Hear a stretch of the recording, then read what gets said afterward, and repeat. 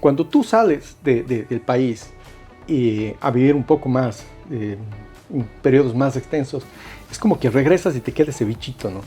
Uno de los motivos es que había un camino como claro de migratorio, ¿no? Si tú pensabas en Estados Unidos, el camino es un poco más complicado y muchas personas van primero de ilegales y luego sacan los papeles.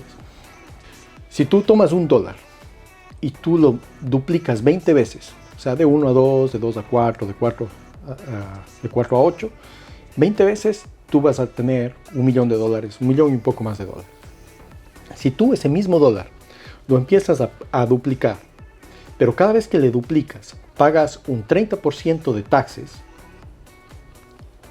no llegas a tener más de 60, 70 mil dólares. Lo interesante de esa cuenta es que todo el dinero que tú depositas ahí es deducible de impuestos. Entonces, por darte un ejemplo, si tú ganas 50 mil al año, ¿sí? Y tú has depositado ahí 10 mil dólares, tú vas a pagar impuestos solamente sobre 40 mil. ¿Sí? Entonces, como tú ya pagaste, cuando tú haces la declaración de impuestos del año siguiente, tú tienes una devolución de impuestos. Ya. Esa devolución de impuestos es importante cómo tú lo manejas. En este último año, claro, no, eso no quiere decir que todos los años va a ser así, pero en este último año, este fondo ha dado más o menos entre el 60 y 70%.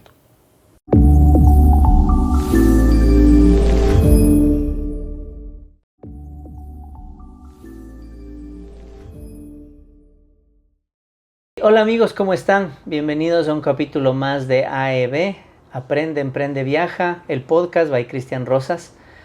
Espero que nuestro contenido les esté gustando. No olviden seguirnos, compartir. Hay muchas personas que esta información les va a servir.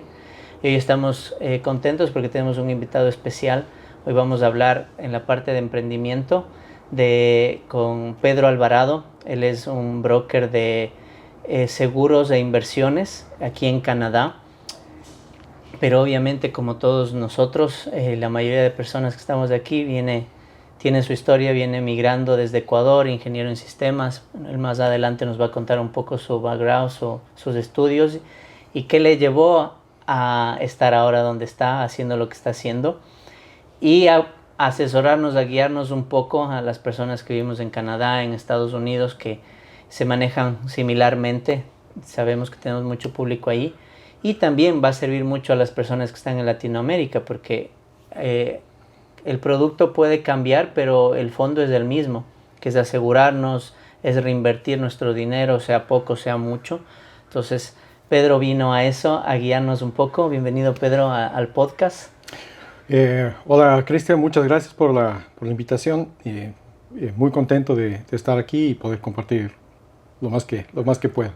Chévere, muchas gracias por venir. Cuéntanos un poquito, ¿quién es Pedro Alvarado? Bueno, Pedro Alvarado es tal vez un aventurero. Realmente creo que he cambiado muchas cosas en mi vida en este tiempo. Yo empecé soy de Cuenca, ya deben haberlo notado tal vez un poquito por el acento. No, porque no nos ve solo público ecuatoriano. Más bien cuéntanos por qué deberíamos los demás saber en tu acento qué tiene Cuenca, que es una ciudad de Ecuador, es la tercera principal. Cuéntanos un poco más tú. Bueno, en Cuenca tenemos un cantadito especial, diferente en el momento de hablar, que a lo mejor lo deben identificar ahora. Bueno, como te comentaba, yo empecé, yo soy de Cuenca. En Cuenca yo estudié ingeniería de sistemas y después de eso me mudé a Quito y ahí empecé mi carrera profesional. Durante todo este tiempo he ido mutando. El primer cambio fue cuando empecé a trabajar directamente en proyectos. Entonces dejé un poco toda la parte técnica de la ingeniería de sistemas y me dediqué un poco más al enfoque de proyectos. Adicionalmente completé un MBA y lo completé con una especialización, un diploma en optimización y manejo de procesos. Entonces luego de eso y después de trabajar casi como 20 años en Quito, vine para Canadá, justo en la época de pandemia. Entonces ya puedes medio un poco imaginarte los motivos. A ver, siempre he pensado y coincido con mi mentor que es mejor el fondo antes que la forma. Así que quiero entrar un poco más en contexto de Pedro Alvarado, de que tus padres, tienes hermanos, ¿cómo fue tu niñez, tu adolescencia? ¿Crees que algo te marcó o que te haya hecho decidir estudiar tal cosa, te haya hecho venir acá a Canadá? ¿Qué hay atrás de lo que nos cuentas, que está muy bonito, pero Sí. Nos saltamos directamente al que llegaste? Y me gustaría saber más bien qué hizo que Pedro sea la persona que es ahora. A ver, bueno, yo soy de una familia bastante normal, cuencana. Yo estudié, empecé en el colegio, en la escuela Borja, que era la escuela medio de Buena. moda, digamos, Sí. en esa época. Y para el colegio yo decidí cambiarme al colegio técnico salesiano. Entonces, la diferencia de este colegio, y digamos que eso de alguna forma marca todo el poder empezar en toda esta parte técnica, es que primero el colegio, en esa época, no sé ahora porque he perdido un poco de contacto, pero creo que era el único que tenía 2 jornadas, uno en la mañana y otro en la tarde. Entonces, y el tipo de materias que tenías eran totalmente distintas a un colegio normal, ¿no? Entonces, tenías materias como carpintería, tenías... Era un colegio técnico. Colegio técnico, tenías carpintería, electricidad, electrónica, matricería, todas esas carreras, esas actividades, ¿no? Que son mucho más prácticas y de alguna forma aprendes mucho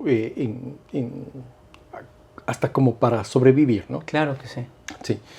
Entonces, cuando salí de ahí, realmente, como creo que la mayoría de jóvenes no sabía qué estudiar.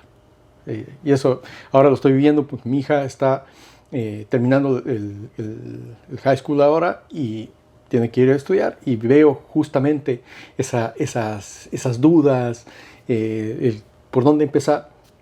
Y me acuerdo tanto, yo tenía ideas entre estudiar electricidad, ingeniero eléctrico, o tal vez ingeniero mecánico, no sé, no estaba seguro, hasta que un día en una conversación con un primo, él me dijo, ¿por qué no intentas ingeniería de sistemas? Como que era nuevo, todavía las computadoras estaban entrando, no era tan común tener computadoras en la casa.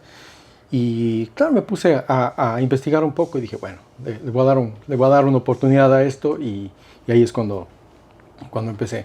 Claro, mi primo no sabe cuánto influyó esa conversación con él. De hecho, posiblemente ni se debe acordar. Mándale saludos de paso. No, saludos a Carlos. No sé si es que... ya debe compartir este podcast Claro para que lo vea. Ok. Entonces decides estudiar ingeniería en sistemas. Haces un poco el cambio, decides estudiar un MBA.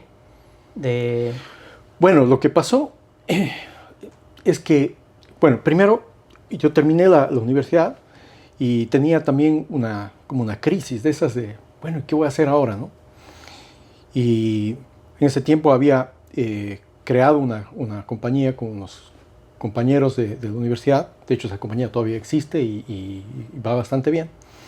Pero andaba en una crisis, y en esa época mi papá estaba trabajando en Quito, estaba construyendo unos conjuntos residenciales allá. Y en una de los viajes en los que yo me iba a acompañarle a él, él me pregunta, me dice, bueno, ¿qué vas a hacer ahora que sales de la universidad? A pesar de que estaba yo con mi emprendimiento ahí, ¿no? Le digo, me da ganas de irme, de hacer algo distinto. Me dice, sándate. Entonces, enseguida, aprovechando que estaba en Quito, empecé un poco a investigar qué había, y en menos de un mes armé un viaje y me fui un año a Inglaterra. Entonces, claro, cuando tú Era sales... soltero en ese momento. Claro, soltero.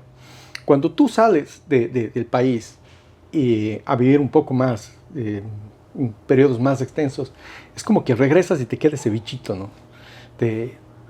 Y después regresé a Ecuador y era como, quiero hacer algo más, quiero, no sé, cambiar algo. ¿A qué ¿no? fuiste a Inglaterra?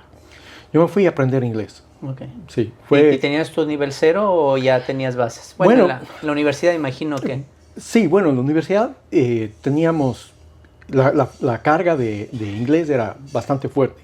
De hecho, era la materia con más horas a la semana que teníamos, más allá de de toda parte técnica.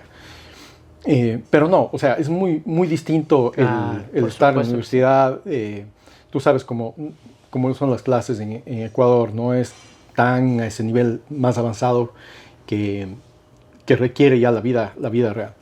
Entonces, simplemente me fui, regresé un año después, y cuando regresé, claro, por diversos cambios familiares, mi papá y mi mamá estaban en Quito y por eso me quedé ahí.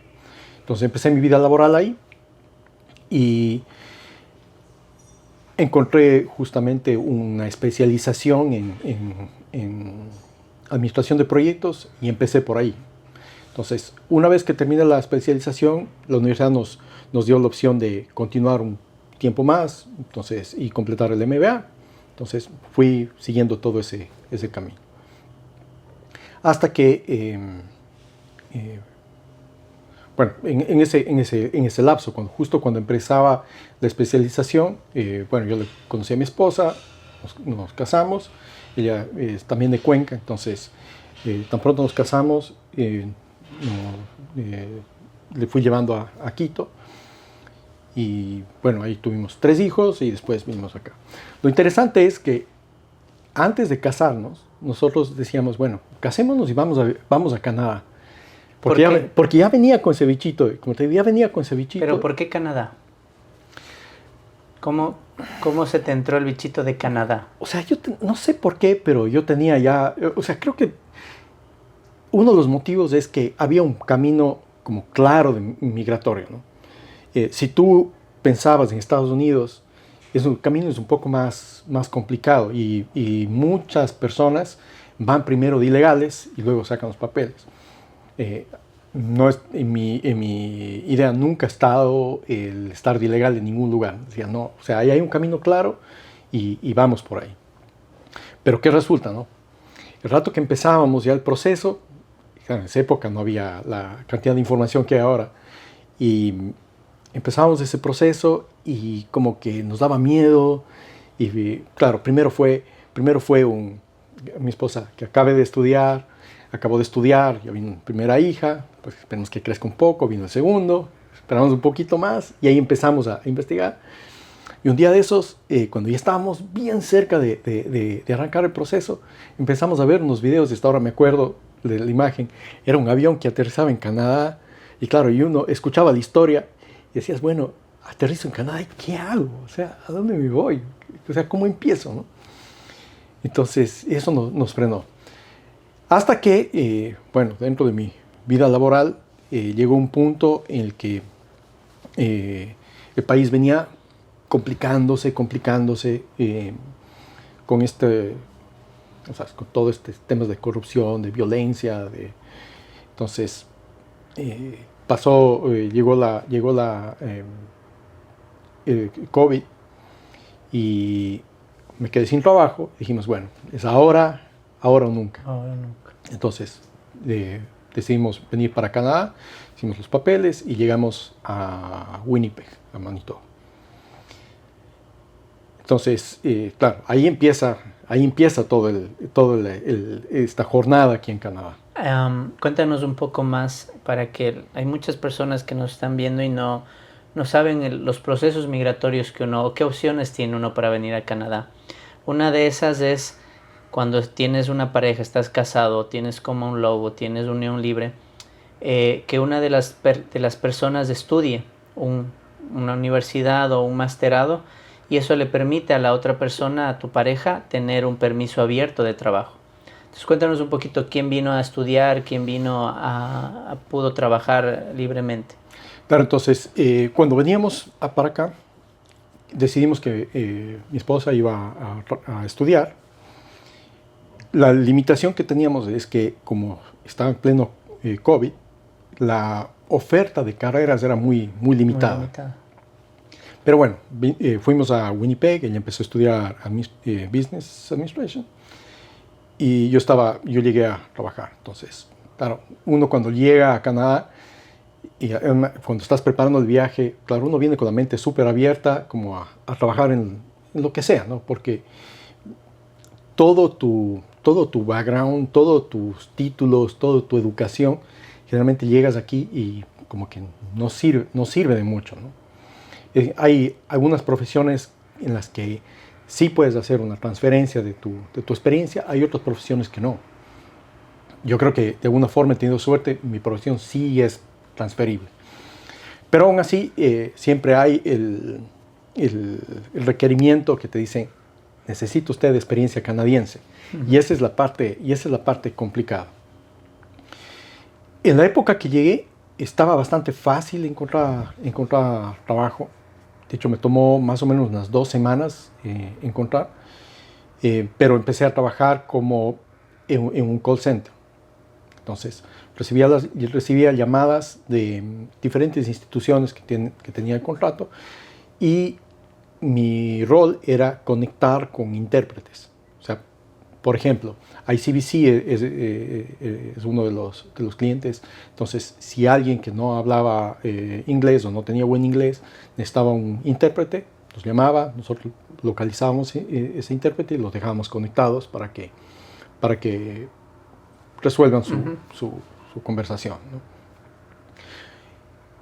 Luego, claro, había muchos ecuatorianos que entraban en esa empresa porque facilitaba mucho el proceso migratorio, como que te ayudaban, te auspiciaban, te mantenían el tiempo que necesitabas trabajar ahí para poder obtener la residencia.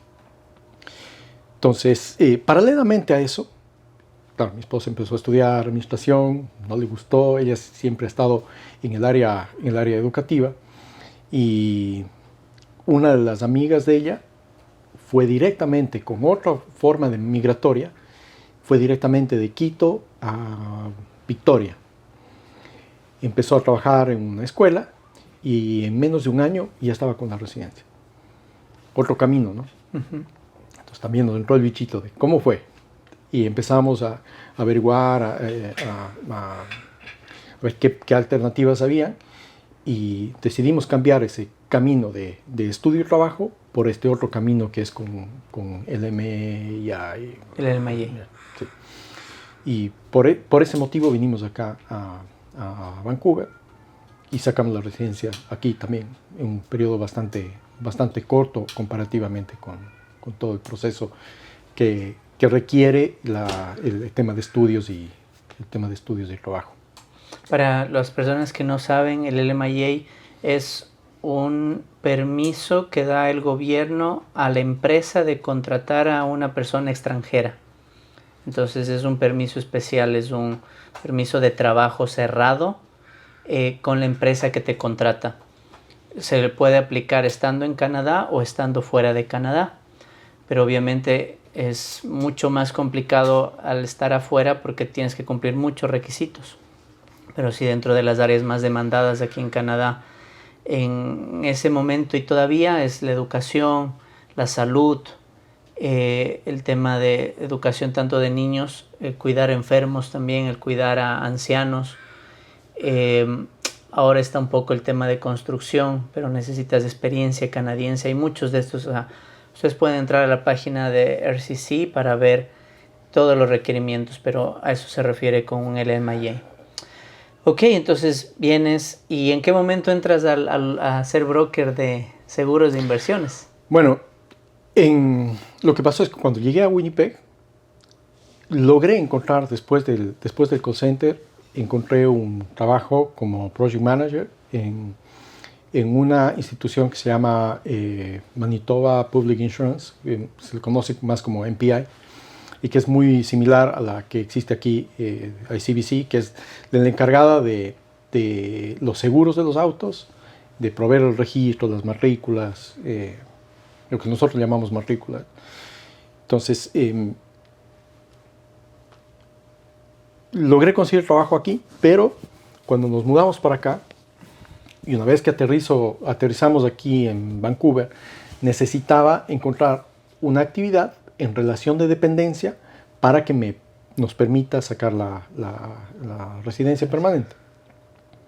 En esa búsqueda, en la que empezaba a enviar aplicaciones y estaba igual abierto a cualquier alternativa, porque cuando tú estás recién llegado, como que necesitas primero sobrevivir y luego hacer cualquier otra cosa, ¿no?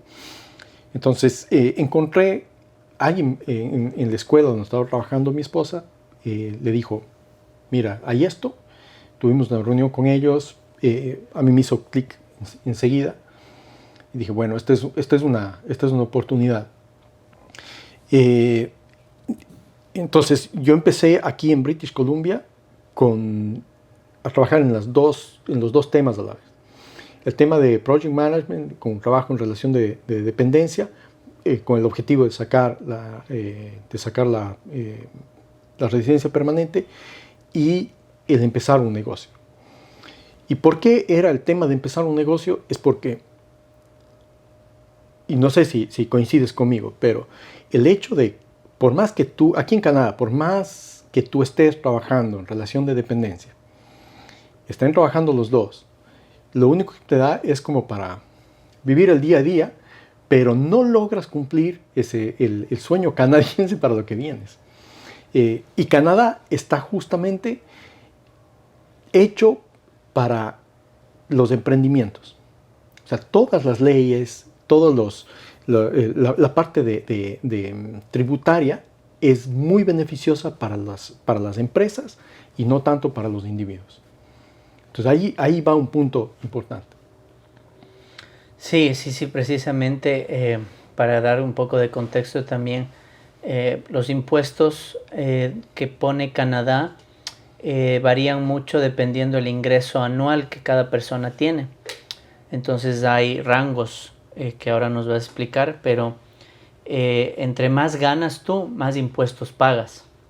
Entonces para eso también me interesó mucho grabar este podcast de este tema, porque hay muchas personas que no saben cómo manejar este tema y solo pagan impuestos y dicen, no, más trabajo para el gobierno y trabajo para pagar mis cosas, pero no puedo invertir, no puedo reinvertir, no puedo ganar, no puedo ahorrar dinero.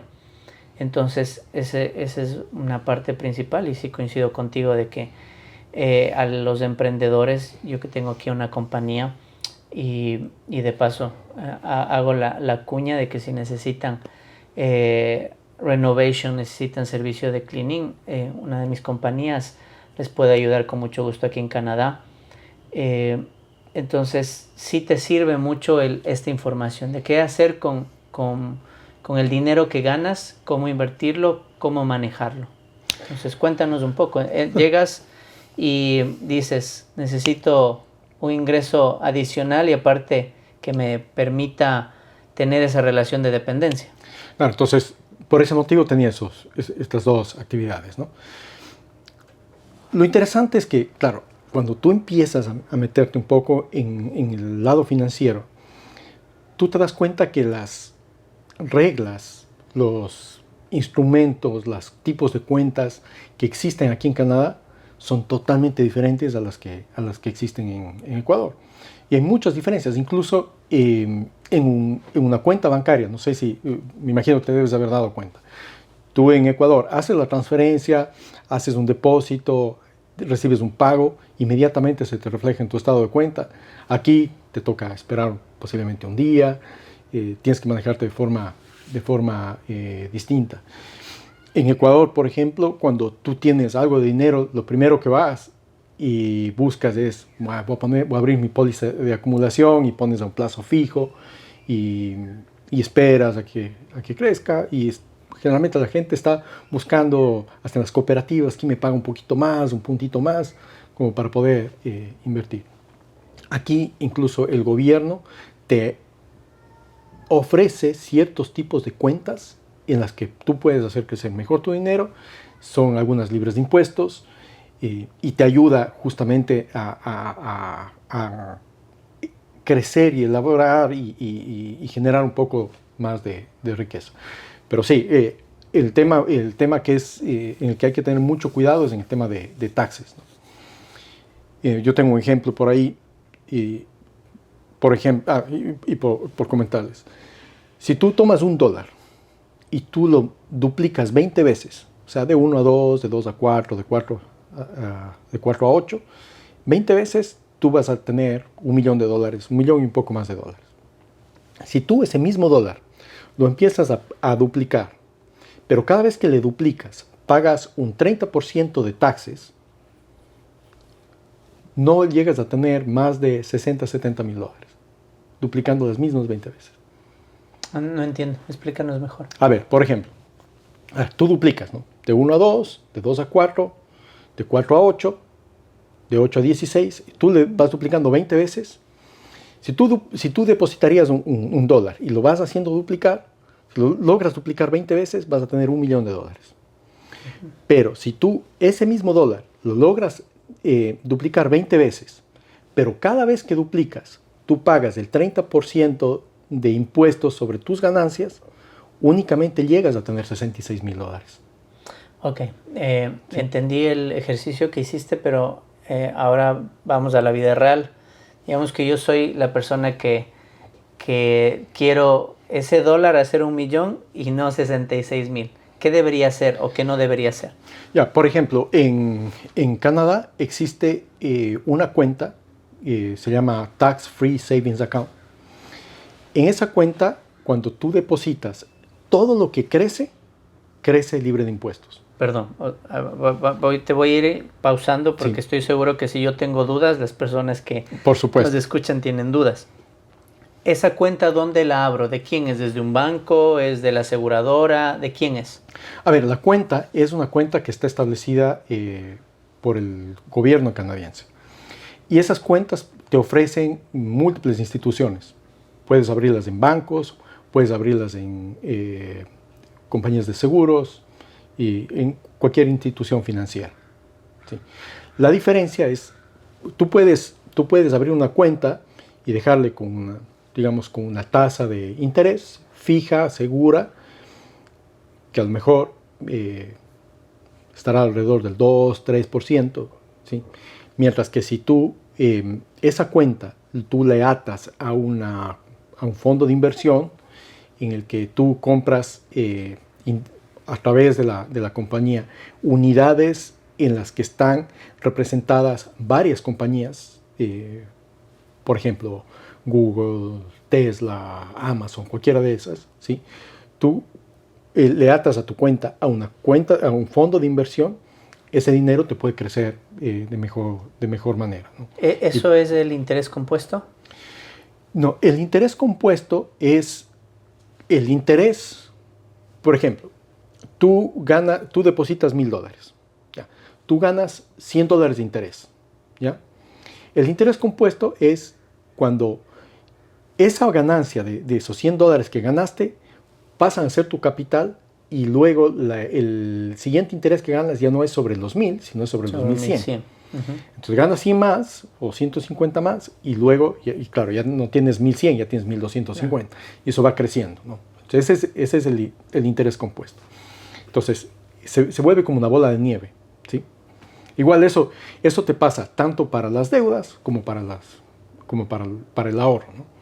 Si tú tienes una deuda en la que no logras pagar, eso se te va igual haciendo una bola de nieve. Entonces, el interés compuesto, claro, te puede jugar a favor o en contra dependiendo la situación.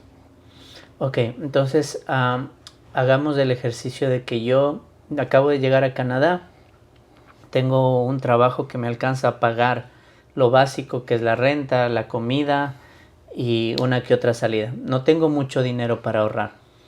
¿Tengo que esperar tener una cierta cantidad de dinero? ¿O cómo podría yo programarme o entrar en este ahorro de que la cuenta que me da $1 y se multiplica por 20 puedo llegar a tener $1 millón, a no entrar en el dólar y pagar ese 30% que cobra sí. A ver, bueno, Una buena práctica es, ¿qué es lo que generalmente hace la gente, ¿no? Recibe el sueldo, empieza a pagar las deudas, luego consume, se va al cine, se va de viaje, se va de paseo, y después lo que le queda, si es que le queda, ahorra. ¿Sí? Lo que se debe hacer es recibir el dinero, separar tu ahorro, pagar tus cuentas y el resto ocuparlo para lo que sea. Entonces, primero hay que cambiar un poco esa mentalidad de qué es más importante al inicio, ¿no? Y luego, bueno, ese dinero que tú lo pones, bueno, tú puedes empezar estas cuentas, bueno, la cantidad es escalofriante, ¿no? Tú puedes empezar con $25. La verdad es bastante sencillo, ¿no? Tú puedes empezar ahorrando desde $25 mensuales y, claro, y esa cuenta te va a ir creciendo. Por ejemplo, si ahorro $25 mensuales en 5 años, ¿cuánto podría tener? Uy, ¿O te pongo difícil? Ahí me pones difícil porque, claro, los números de los cálculos, haciéndolos así de memoria, no lo sabría, pero va a depender mucho incluso de cuáles son los fondos de inversión en los que tú selecciones. Todo. Tú tienes fondos que son más conservadores, para gente que no le gusta arriesgar, y tienes fondos que pueden ser mucho más arriesgados, en los que incluso puedes ganar mucho, ¿no? En especial en esta época que hemos tenido a Trump, que cada vez que dice algo empieza a subir o bajar la bolsa. Tú tienes ganancias enormes, también tienes pérdidas significativas. Entonces, depende mucho también de la gente, de cada persona, qué tan cómodo se siente para estar en esas subidas y bajadas. Sí, no toda la gente se siente cómoda el rato que deposita algo y empieza a ver que va bajando. Entonces hay que tener un poco de paciencia, hay que tener un poco de... Entra un poco en este tema de la bolsa de valores, depende mucho de cómo esté. Claro, cuando tú eliges estos fondos, fondos de inversión, tiene que ver con la bolsa. La verdad, aquí en Canadá es muy fácil, es muy accesible. No necesitas tener mayor conocimiento en eso, porque las instituciones que te ofrecen este tipo de fondos tienen gente que está preocupada de que si sube, baja. Ellos están en el día a día comprando y vendiendo acciones y viendo cómo funciona mejor. Uno no se tiene que preocupar de eso. Cogen tu dinero y invierten, y así como ganan, se puede perder. Claro, como gana, se puede perder. Pero ellos te dan haciendo, digamos que tú les entregas tu dinero para que ellos hagan el ejercicio, el negocio. Sí, o sea, por ejemplo, tú compras hay un fondo de inversión, ¿sí? Ese fondo de inversión, tú dices, bueno, voy a comprar, digamos, cada unidad, por darte un ejemplo, cuesta $10, ¿sí?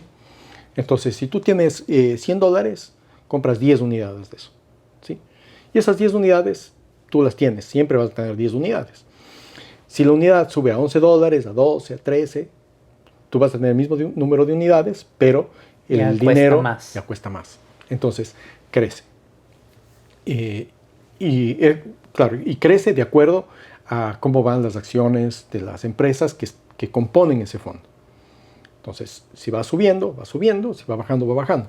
La tendencia general es a la subida, la general, normalmente. Si hay épocas en las que baja, si puede bajar, más adelante subirá. Entonces, hay que tener un poco esa tranquilidad y esa paciencia, porque a veces cuando todo lo que baja sube y todo lo que sube baja, dicen.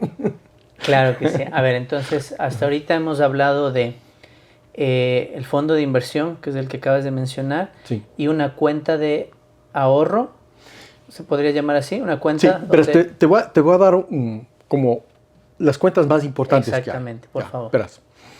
La cuenta más antigua que hay aquí en Canadá es una que se llama RRSP, que significa Registered Retirement Savings Plan. ¿Sí? Esa es una cuenta para retiro, pensada para retiro. Lo puedes utilizar para otras cosas también. ¿Jubilación o retiro? Para jubilación o retiro. Uh-huh. Ya, ¿qué es lo interesante de esa cuenta? Lo interesante de esa cuenta es que todo el dinero que tú depositas ahí es deducible de impuestos. Entonces, por darte un ejemplo, si tú ganas $50,000 al año, ¿sí? Y tú has depositado ahí $10,000, tú vas a pagar impuestos solamente sobre 40,000. ¿Sí? Entonces, como tú ya pagaste, cuando tú haces la declaración de impuestos del año siguiente, tú tienes una devolución de impuestos. Ya. Esa devolución de impuestos es importante cómo tú lo manejes. Porque tú puedes reinvertirlo en la misma cuenta o puedes invertir en otra cuenta. Por ejemplo, la Tax Free Savings Account, que estábamos hablando, pero ya les comento un poco más a detalle. Esa cuenta de registro, de retiro, tiene sus pros y sus contras. El pro es que es deducible de impuestos. La parte negativa de eso es que cuando tú empiezas a sacar el dinero, cuando ya te jubilas, tienes que pagar taxes de todo lo que has ganado, de todo lo que tienes ahí, incluso los rendimientos que has ganado. ¿Sí? Entonces, eventualmente puede ser bastante lo que pagas en impuestos ahí.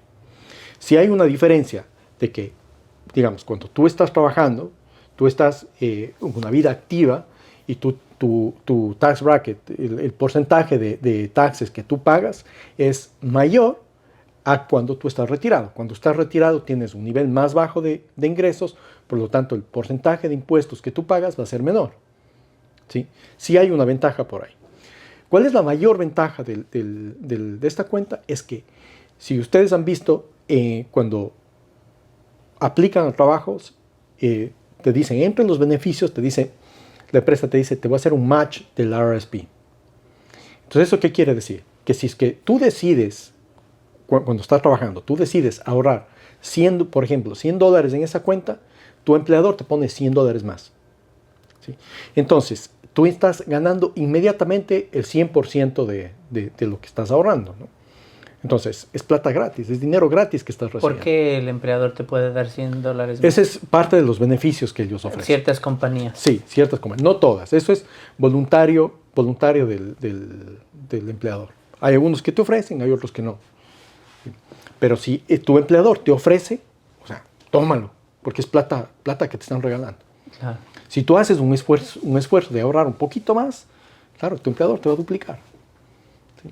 Entonces, ese es, digamos, súper importante al menos si es que tú estás queriendo ahorrar. Si tú ahorras 100, vas a tener ahorrado 200. Si ahorras 500, te vas a tener 1000. Si ahorras 1000, vas a tener 2000. Sí lo ves. Ya.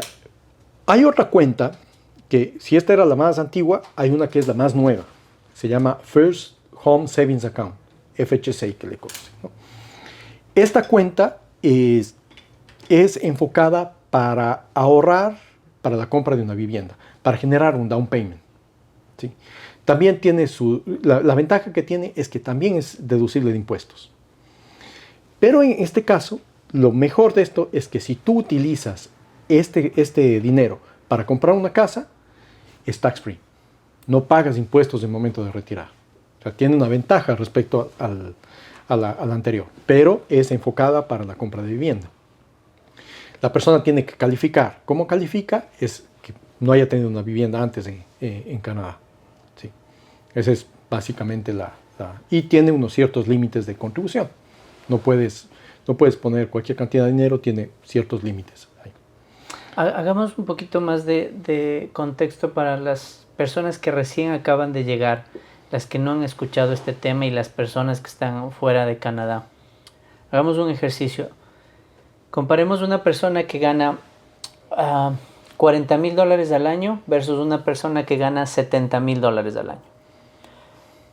¿Cuánto tendría que pagar en taxes normalmente esa persona y cuál sería la diferencia que agarre uno de estos, que invierta su dinero en alguno de estos fondos que tú mencionas? Bueno, te voy a dar números aproximados porque no los tengo sí, en la cabeza, estamos hablando. Pero, por ejemplo, una persona que gana menos de, me parece que es alrededor de los 38 o 40 mil dólares,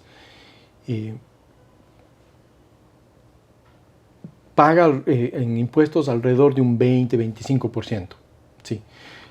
Conforme va subiendo la escala de salario, va subiendo de 25 a 30, a 35, 40, hasta que llega a un punto, pasado los 250 mil dólares, se paga 60% de impuestos. O sea, imagínate lo que es.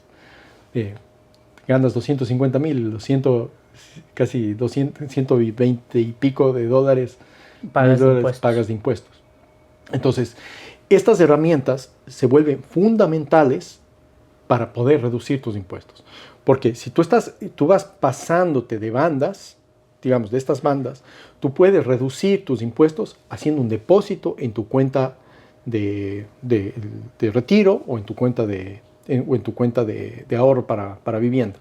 Entonces tú bajas el nivel de impuestos. ¿Sí?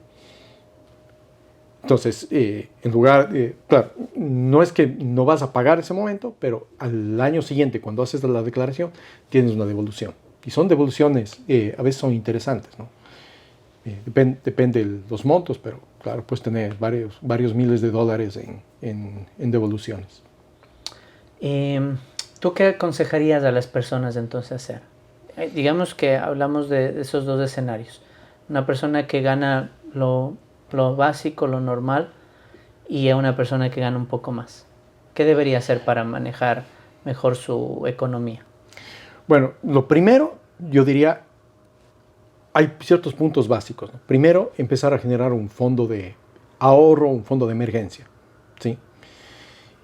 Que para eso es la otra cuenta, la Tax Free Savings Account. Esta cuenta te permite ahorrar con múltiples propósitos.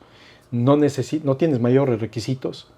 De hecho, el momento que tú llegas a Canadá, se te empieza a abrir, porque también tiene un cupo anual que tú puedes hacer depósitos ahí. Tú puedes depositar ahí el dinero, eso te crece tax free y lo tienes a la mano, lo puedes retirar en cualquier momento. O sea, lo primero es empezar a generarse ese fondo de emergencia. Perdón, vamos a otro ejemplo. Ese fondo de emergencia, digamos que yo digo voy a ahorrar $100 mensuales. En un año son $1,200. Sí. ¿Cuánto me generaría esos $1,200? Bueno, depende de la inversión que tú hayas seleccionado. Escoge una, dame una. A ver, hay un fondo de inversión que a mí me gusta. Me escojamos gusta bastante, el escenario, el peor escenario y el mejor escenario.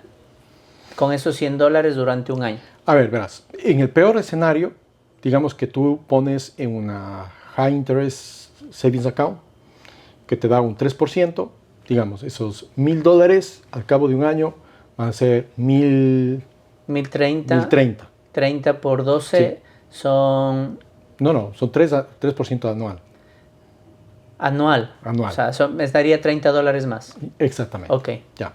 Si tú pones en un fondo de inversión, hay uno que particularmente me gusta, hay unos 2 o 3, que en este último año, claro, eso no quiere decir que todos los años va a ser así, pero en este último año, este fondo ha dado más o menos entre el 60 y 70%.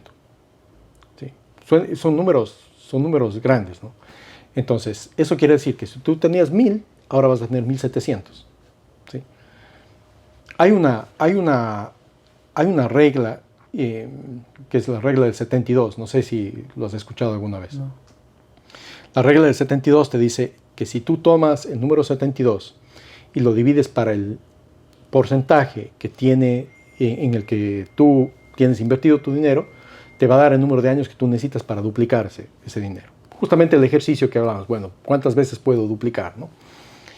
Entonces, claro, si tú tienes una cuenta en el banco que te gana el 1%, digamos 1%, tú divides 72 para 1, ¿cuánto te da? 72. O sea, quiere decir que tu dinero se te va a duplicar en 72 años. O sea, no se te va a duplicar, ¿no es cierto? Ya. Si tú tomas uno de estos fondos de inversión, tú divides 72 para 60%, ¿en cuánto tiempo se te va a duplicar? 1 punto algo. En un año y un poco más. Claro. Sí. O sea, hay una diferencia súper grande. Entonces, depende mucho de los fondos que elijas. Y claro, para eso estamos nosotros, como para, digamos, en el rol que tengo aquí en Canadá, es de ayudar a la gente para ver, de acuerdo al riesgo que quiere, a su realidad, ver cómo se les puede ayudar para que eso crezca más. Te pongo otro ejemplo, ¿no? Digamos que tú quieres tener $1 millón para cuando te jubiles, ¿no es cierto? Si tú empezarías hoy, ¿cuánto crees que necesitarías invertir al mes para poder alcanzar eso? Digamos, tú debes estar alrededor de los 40, me imagino, ¿no es cierto? Estamos hablando de tal vez unos 20, 25 años de ahorro. Tengo 25, pero ok. Bueno. En el ejercicio digamos que tengo 40. Ya, o sea, ajá. Estaríamos hablando de que posiblemente necesitas hacer depósitos de $700, $800 mensuales, ¿sí? Uh-huh. Que se vuelve tal vez en cierto momento medio complicado, ¿no? Ahora, ¿qué pasa si es que un niño empieza a ahorrar para tener ese $1 millón? ¿Cuánto necesita ahorrar al mes? Los mismos 20 años. Pero él ya no va a tener 60, va a tener 20. No, digamos que va a ahorrar toda su vida, ¿no? O sea, hasta que cumpla los 65 años. Ah, no, va a tener, no sé, $10 millones. Posiblemente, ¿no es cierto? Pero que ese niño no necesita ahorrar $400, $800. No, obviamente. A lo mejor van a necesitar ahorrar $20. Sí. Uh-huh. $15. Entonces, eso es algo que no nos enseñan, ¿no? O sea, siempre te dicen, ve, ahorra. En especial en nuestros países es ahorra, pero nunca ahorras, ¿sí? Entonces, la idea es de ayudarles a generar justamente ese hábito desde pequeños, y es mucho más fácil ponerse a ahorrar este rato $15, $20 a que después a nuestra edad tener que ahorrar, tal vez en mi caso, tener que ahorrar $1,000, $1,200 mensuales, que se te vuelve posiblemente más complicado. ¿Por qué crees que hay esa falta de cultura? Y yo no creo que sea por el tema de que venimos con unas escuelas, como tú dices, y ahorita se me hizo clic lo que dijiste, porque la cuenta de ahorros en nuestros países, casi todos tenemos cuenta de ahorros en nuestros países. Ganando y por ejemplo, yo estuve, no sé, hace un par de años en Ecuador y me dicen, abra su cuenta ahorro fijo y puede empezar por $10 y le vamos a dar, creo que el 4%. Si ahorra de 10 mensuales, le vamos a debitar su cuenta de ahorros para este plan ahorro, creo que se llamaba justo. Cuando sí, dije, ok, me quitaban $10, a los 6 meses tenía $63. O sea, en 6 meses me habían dado $3 de interés, y decía, o sea, ¿qué sentido tiene esto? Y obviamente cuando vine a Canadá, y después de conversar contigo, porque también tengo que reconocer que Pedro es mi broker de seguros y el que me ha ayudado y me ha guiado en varias cosas, y tengo ya aquí un plan de ahorro pensado desde otra manera. Ya he cambiado el chip, ¿no? Entonces, inclusive en las cuentas bancarias que uno tiene aquí, uno utiliza la corriente, que es el dinero que uno saca y gasta diariamente, y la saving, el banco mismo te da un interés un poquito más alto, creo que es el 3-4%. Entonces, cuando tú ahorras en la saving, se ve un poco más del dinero, a diferencia de nuestros países. Pero yo siento que es mucho tema de cultura.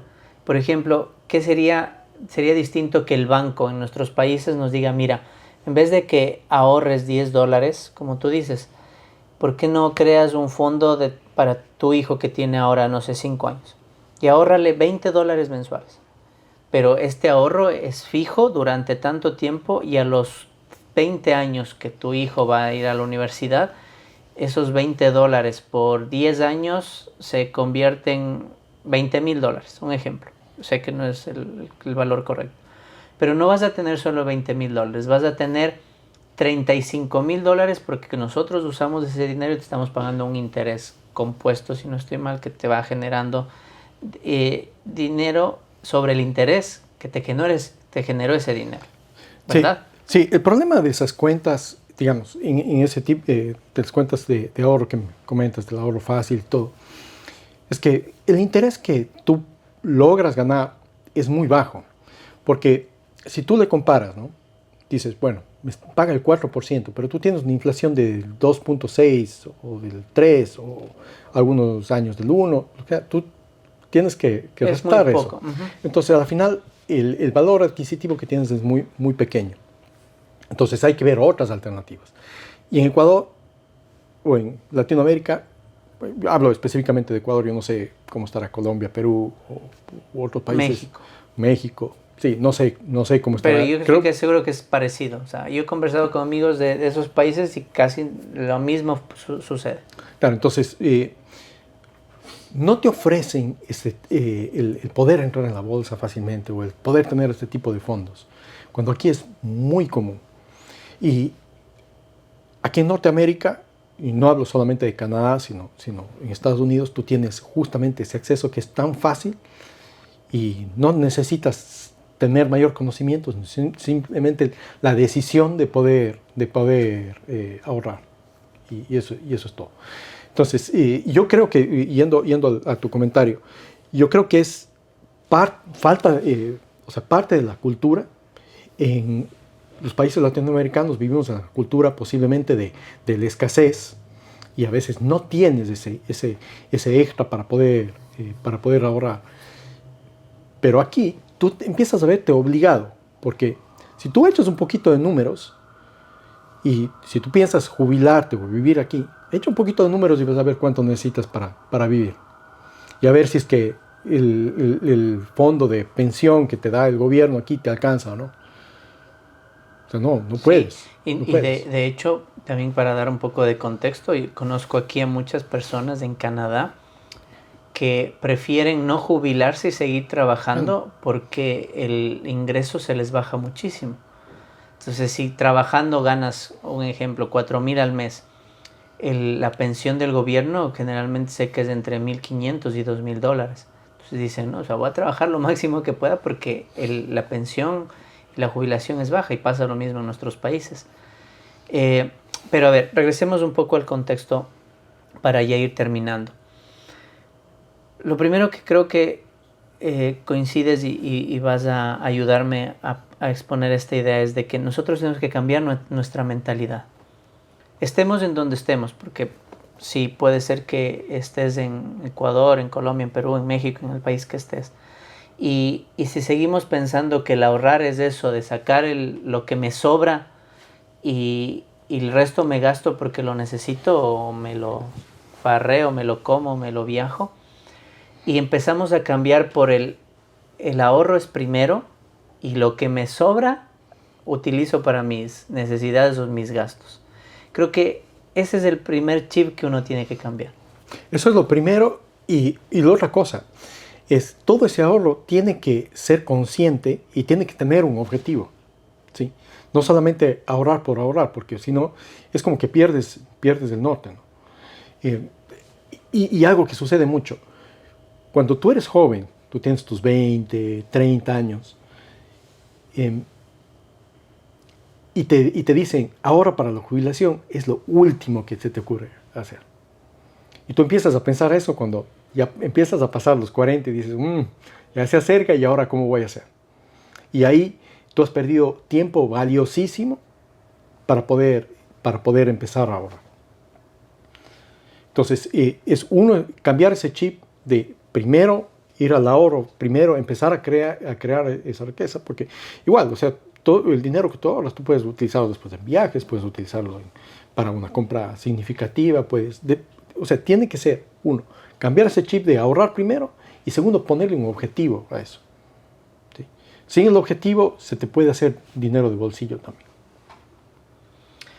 Entonces, ¿cuál sería el siguiente paso? Cambiaste el chip y dices, ok, en vez de ahorrar lo que me sobra, voy a ahorrar lo que puedo ahorrar y gasto lo que me sobra. Después, ¿qué sería el siguiente paso?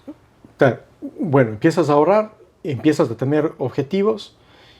Escoger tu mejor plan. Claro, ¿Qué me conviene más? A ver, lo que tú debes hacer es, en tu ahorro, tú tienes que dividirlo como en tres porciones, ¿no es cierto? Una porción que sea a largo plazo para jubilación, otra que sea a mediano plazo para compras significativas y otra que sea a corto plazo, que bien sea para un fondo de emergencia o para gastos adicionales como de diversión, un viaje o algo adicional, ¿sí? Entonces, es importante tener separados esos tres conceptos, ¿no? De manera que tú el dinero de jubilación no lo tocas, no lo ves, simplemente sabes que lo tienes ahí y te está ayudando a crecer. Ahora, hay algo también que, bueno, he estado estudiándolo el último año y hay varias estrategias, por ejemplo, para compra de casa, ¿no? Es un tema que cuando yo lo vi dije, este es el camino, ¿no? Tú tienes aquí ciertos productos en los bancos. Hay uno específico que se llama Readvanceable Mortgage. Lo que hace es, por ponerte un ejemplo, no sé si tengo tiempo para unos 5 o 10 minutos. Cuando tú compras tu casa, ¿qué es lo que generalmente haces? Tú vas al banco, pides tu mortgage, tu crédito hipotecario, y digamos, te endeudas en $500,000, ¿sí? Tú empiezas 20 años a pagar. Y pagas, y pagas, y pagas, y pagas. Terminas los 20 años, ¿y con qué terminaste? Con la casa, ¿sí? Tienes tu activo, tu casa. Y ahora, bueno, ahora te toca jubilar. ¿Y dónde está tu dinero de jubilación? Ya lo pusiste todo en la casa. Y lo que mucha gente hace es, bueno, hago el reverse mortgage, que es, en cambio, le hipotecas de nuevo y el banco te empieza a pagar mensual para que tú puedas vivir y puedas retirarte, acumular ese tema para retiro. Cuando tú tienes este Readvanceable Mortgage, este tipo de préstamo tiene como dos cuentas, ¿sí? La una es el mortgage tradicional y el otro es una línea de crédito, ¿sí? Entonces, cada vez que tú pagas un monto del capital de tu mortgage, se te abre esa misma cantidad como posible crédito en tu línea de crédito, ¿sí? Entonces, si tú haces un ejercicio de pagas el crédito, se te abre esa línea de crédito, tú lo vuelves a pedir, ¿sí? Y ese dinero tú lo inviertes, lo que estás convirtiendo es tu mortgage normal, le estás convirtiendo en un préstamo que es deducible de impuestos. Porque las leyes canadienses lo que dicen es cuando tú pides prestado para invertir, eso es deducible de impuestos. Entonces, esto va creciendo y vas teniendo año a año devoluciones de impuestos. Esas devoluciones de impuestos tú aceleras para pagar el capital de la casa y se te vuelve a abrir un monto adicional en esa línea de crédito que lo vuelves a tomar prestado, lo vuelves a invertir y se te vuelve a hacer un ciclo, una bola de nieve en esto, ¿no? ¿Qué sucede? Al final del ejercicio, tú puedes tener tu casa pagada, mejor dicho, siempre vas a estar endeudado en los $500,000, ¿no? Pero al final del ejercicio, ¿qué tienes? Tu mortgage está totalmente pagado, pero tienes una línea de crédito que está con el mismo monto del mortgage que sigues debiendo, ¿no? Pero paralelamente tienes una cuenta de inversión, posiblemente el doble del valor del mortgage. Tú pagas el mortgage y te quedas con una cantidad, otros $500,000 posiblemente, ahí libres como para poder jubilar. Ya no tienes que empezar a vender tu casa o hacer un reverse mortgage para jubilarte, sino ya tienes un fondo de jubilación armado ahí. O sea, haces las dos cosas al mismo tiempo. Exactamente. Compras la casa, la pagaste y aparte ahorraste y te jubilas. Y te jubilas. Y si eso haces no con una casa, haces con varias. Claro. Te puedes tener puedes alcanzar una libertad financiera mucho más temprano. Sí, yo estaba viendo algunos podcasts con el tema de bienes raíces y de hecho va a haber un tema específicamente de eso, de cómo funciona esto, cómo hay muchas personas que se dedican a generar dinero de esta manera, comprando propiedades y arreglándolas y vendiéndolas y también simplemente solo comprando una, la vendo, compro otra y tienen muchísimas más. Claro, hoy en día en el mercado inmobiliario como está aquí, están las casas, los precios de las casas bajando, Ajá. Se vuelve un poco riesgoso, ¿no? Uh-huh. Sí. Si es que ya tuviste y compraste Claro. un precio, pero si ahorita la compras, no, este rato es bueno, sí. Porque el mercado sube y baja, y ahorita está bajo, pero en algún momento vuelve a subir. Eso es, sí. Siempre es ley del mercado, ¿no? Ok, entonces, ¿qué más crees que deberíamos saber? Sí, para ir cerrando algo importante y esto tal vez un mensaje para las personas que están recién llegadas. Y eso es algo que no mucha gente lo sabe o no mucha gente te dice, ¿no? Pero algo que es súper importante es, tú llegas a Canadá, preocúpate de tener un testamento. Sí, eso es súper importante. Y es súper importante por varios motivos. Uno de ellos es, si tú tienes hijos y digamos que por mala suerte, aquí en una de las autopistas te pasó un accidente y te fuiste al cielo, lo que hace el gobierno es toma a tu hijo y no hay ser en la tierra que permita que vaya de inmediato con un familiar. Ellos toman a cargo y se requiere un proceso muy largo como para poder lograr que ese niño vaya a un familiar. A mí, por ejemplo, no me gustaría que en el mejor de los casos, que mis hijos estén 8 meses o algo viviendo en un año, viviendo en una casa de asistencia, quién sabe con quién sabe separados, sí. Es algo que hay que prestarle mucha atención. Y el otro beneficio que te da, que tienes tú utilizando el testamento y dentro de los productos de inversión, algo que se llaman segregated funds, eso te sirve para ahorrarte un montón de costos en el momento de lo que son sucesiones y transferencia de dinero a beneficiarios. Claro, el testamento te refieres a que muchas veces pensamos que el testamento es decir, yo tengo una propiedad, tengo $100 y le dejo a mi hijo 50 y la propiedad le dejo a mis 2 hijos, a quien sea. Aquí obviamente el testamento también funciona de esa manera, pero no solo tienes que darte cuenta que es dinero o propiedades, sino en este caso que nosotros no somos canadienses, no tenemos familia aquí, no nacimos aquí, necesitas decir, hey, mis hijos que son, eso aplica para que sea canadiense o no, ¿verdad? O sea, si es que alguien que digamos que son una pareja de una persona que es canadiense, el esposo, la esposa es ecuatoriana, tienen un hijo canadiense, los dos fallecen, ¿qué sucede con el hijo? Sí, o sea, la verdad es que no importa la nacionalidad. No importa el hecho de que el niño esté en territorio canadiense, es responsabilidad del Estado. Le pertenece al Estado. Y ellos toman todas las decisiones respecto al niño. Sí. Entonces es algo súper fuerte, súper importante. ¿Pasa lo mismo en Estados Unidos? Creo que sí. Sí. Pero es algo súper importante. Súper importante. Y es algo que al menos los que somos recién llegados, casi nadie sabe. Y por eso también es importante este podcast, porque se van a enterar ahora. Entonces ya sabes, si vienes migrando, no importa la nacionalidad, y llegas de aquí con tus hijos, automáticamente te sucede algo, el gobierno se hace cargo de ellos.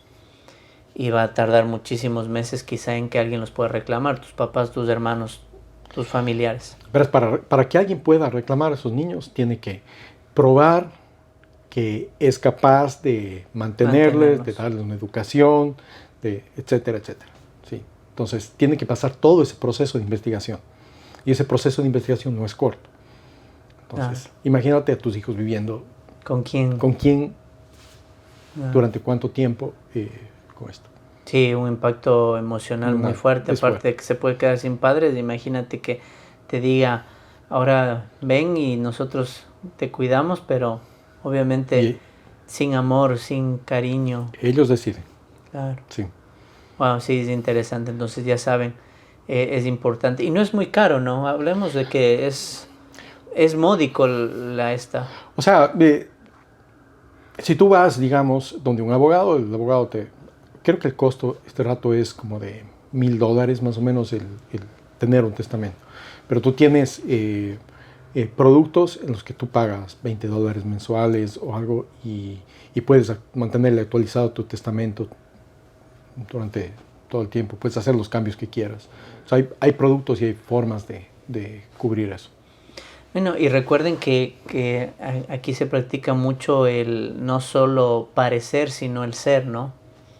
Y Y yo cuando recién llegué tenía esa mentalidad que quizá muchos nos la enseñaron, de que gasto lo que debo gastar y ahorro lo que tengo y muchas veces ni ahorro. Pero yo agarré primero este tema de asegurar todo. Porque aquí tú eres inquilino en un apartamento que no es tuyo y tú tienes un insurance como tenant, como inquilino, que cubre si es que sucede algo, incendios, robos, algo sucede. El seguro te cubre. El dueño del apartamento tiene también su seguro. El auto obviamente tiene su seguro. Pero aquí puedes asegurar absolutamente todo lo que quieras. Es algo que he aprendido y ahora que en Ecuador tengo algunos negocios y propiedades, pues les he asegurado todas. Y también he pensado en esto de que en vez de que me gaste en cualquier cosa, cogí y aseguré a mis hijos. O sea, tienen creados un fondo para que cuando sean más grandes ellos tengan este sustento. Entonces, y es módico, o sea, no pienses, no, es que necesito, no sé, $100, o sea, tú decides, pero ahí está la opción. Y yo siempre digo, en vez de que te gastes en tonterías, que muchas veces, o sea, pensamos que tener un iPhone, el último, y me gasto $1,000 y viéndome endeudado en el plan de $50, de $40, por tener el último iPhone, por querer quedar bien ante los demás, por yo mismo sentirme bien, pero eso te dura días, te dura semanas, al mes.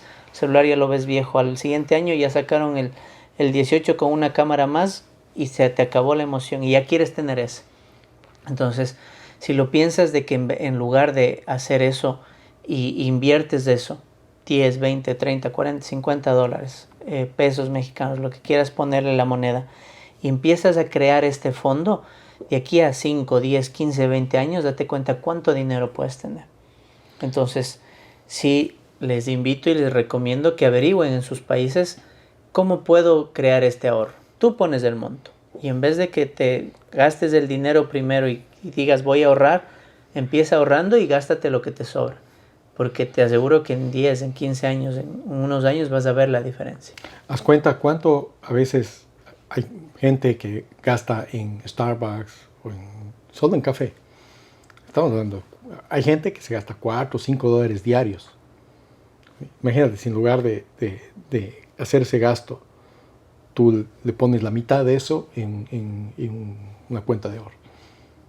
Y yo me acuerdo cuando conversábamos de esto, y ya creo que es 1 año o 2 años que tengo el seguro con Pedro, con la aseguradora, me ponía a hacer cuentas y yo dentro de mis gastos, yo decía, cada semana yo para diversión, comida, diversión, en ese momento tomaba alcohol, decía, me gasto $100 semanales.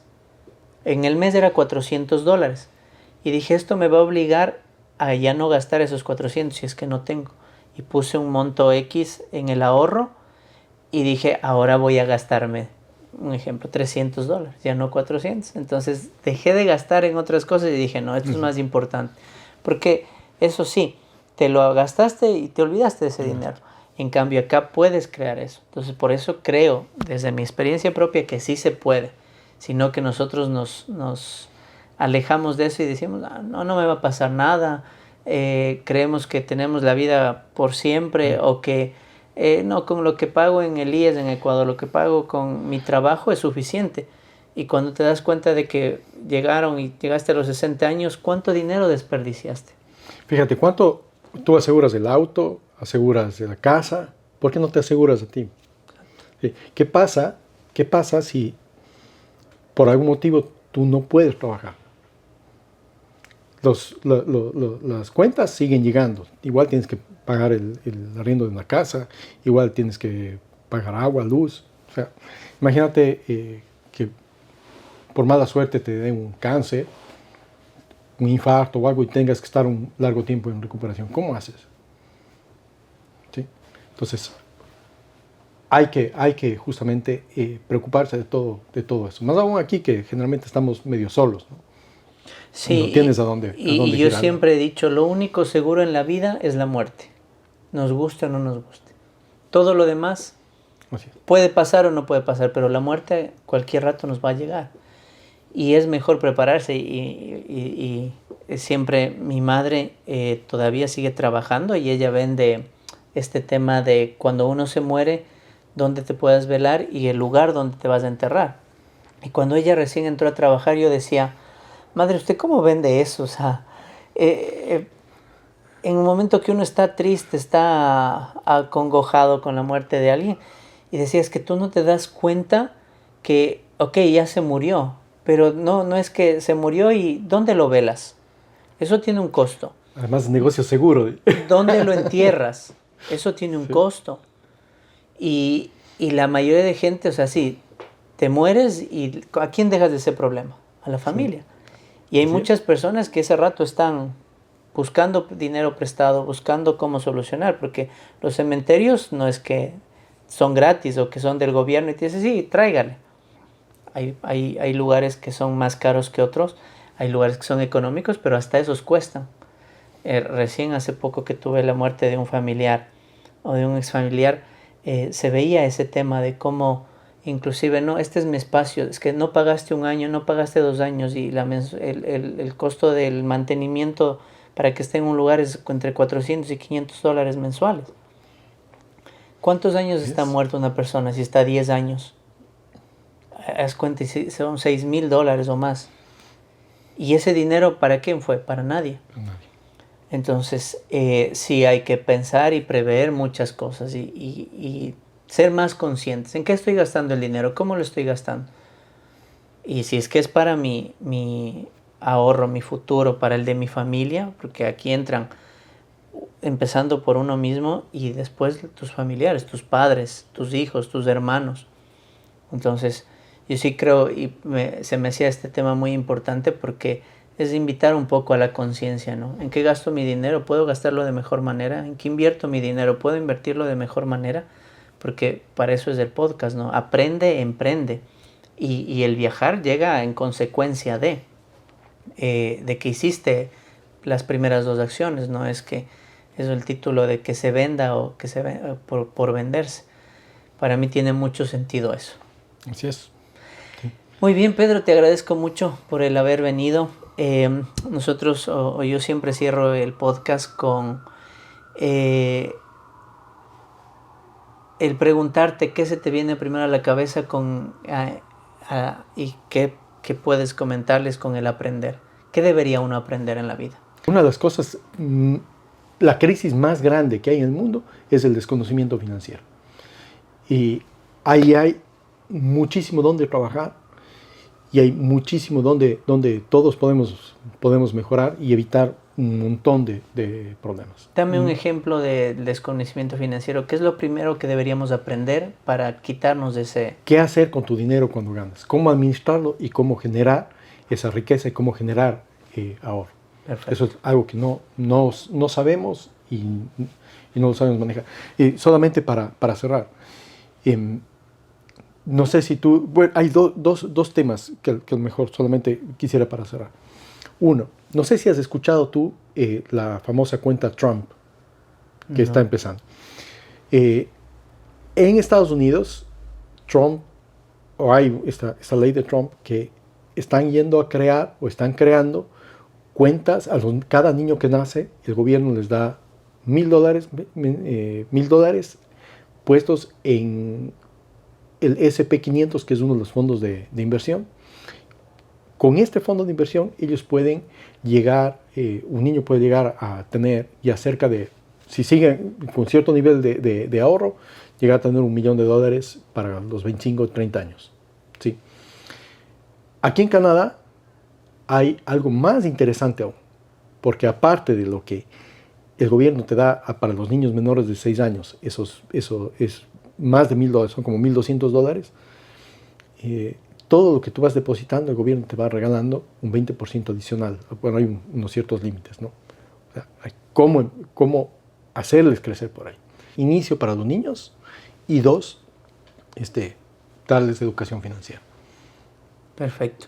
El emprende no solo es sinónimo de tener un negocio, es para mí, tomar acción. ¿Qué crees que una persona debe emprender? Yo creo que debe emprender en lo que sea, pero debe emprender. Y yo creo que sí va bastante relacionado con un negocio, y es la única forma en la que tú puedes separar y empezar a tener cierta libertad. O sea, el emprender, el tomar acción, el hacer algo diferente, siempre va a estar bien. Y por último, el viaje, que es algo que a mí me apasiona y lo decía hace un momento.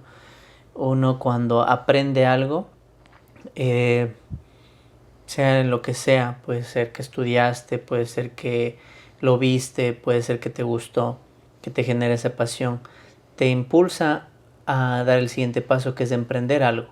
Puede ser un negocio, puede ser que estés trabajando, puede ser que generas dinero. Y al final lo que uno necesita es viajar. El ser humano tiene eso de que sales y quieres seguir haciéndolo. ¿Qué país es el que más te ha gustado de los que has visitado y a qué país te gustaría ir? A ver, uno de los que más me ha gustado es Italia. Creo que tiene mucha historia. Creo que iría nuevamente. Y me gustaría ir a España, que no he tenido la oportunidad de ir. En algún momento pude viajar alrededor de Europa y conocer algunos países, pero me saltaste España. Me salté España y es una tarea pendiente que tengo. Mire, qué coincidencia. En el podcast anterior que estuvimos con Dani, hablábamos de que Italia es uno de los países más hermosos que tiene, porque tiene de todo. Tiene de todo. Te apasiona el ambiente, la cultura, la comida. Te envuelve, ¿no? Es todo, es la historia. Sí. Tú tienes Florencia, que tiene unas calles divinas. Sí, tú tienes Roma, que es majestuoso. Increíble. Tienes Venecia, que realmente te transporta a otra época. Sí, estoy completamente de acuerdo. Sí. Coincidíamos de que Italia es de los países más lindos que uno quiere volver. Y yo tengo la dicha de sí conocer España y también está muy bonito. También está muy bonito España. Así que espero que lo hagas. Lo haré. Algo que creas, con lo que quieras cerrar, ¿crees que algo no te pregunté, algo que nos quieras compartir? Bueno, creo que en este tema financiero hay tal vez mucho que conversar. Más bien, si pueden seguirme tal vez en mis redes. Sí, de hecho, algo. Por favor, danos tus redes, donde te encontramos. Sí, les puedo, sería interesante si quieren contactarme y tener un poco más de información en cualquiera de estos temas que hemos conversado, con todo gusto. Valga la oportunidad, estoy lanzando un agente en ChatGPT que para orientar a las personas ecuatorianas a encontrar cuál es la mejor estrategia para jubilación en este momento, que hay un nuevo convenio en el que te permite unificar los aportes entre Canadá y Ecuador. Hay diferentes casos, diferentes alternativas. Este agente te va a ayudar a orientar qué es lo que debes hacer. Y bueno, si necesitas más información, ahí tienes ¿Cómo te encontramos? Ahí me encuentran como Pedro FAC 77 en Instagram. Ok. Sí. Sí, aquí abajo van a encontrar la página, así que pueden seguirle. Igual en los comentarios si tienen dudas o no les quedó algo claro, con mucho gusto lo vamos a solventar. Este podcast está hecho para eso, ¿no? Para servir, para ayudar, para dar esa información que quizá no tenemos a la mano. Y obviamente estoy seguro que se nos quedaron muchísimas cosas pendientes. Hay mucho por hablar. Sí, pero espero que en la próxima oportunidad lo podamos solventar. Gracias por venir, Pedro. Gracias, Cristian, con todo gusto y bueno, hasta la próxima. Hasta la próxima. No olviden darle compartir, seguramente a alguien le sirve esta información. Recuerden que compartir es bueno. Este capítulo llegó gracias al auspicio de Cleaning and Renovation. Y síguenos y te aseguro que la próxima va a estar mejor. Gracias por vernos y seguirnos.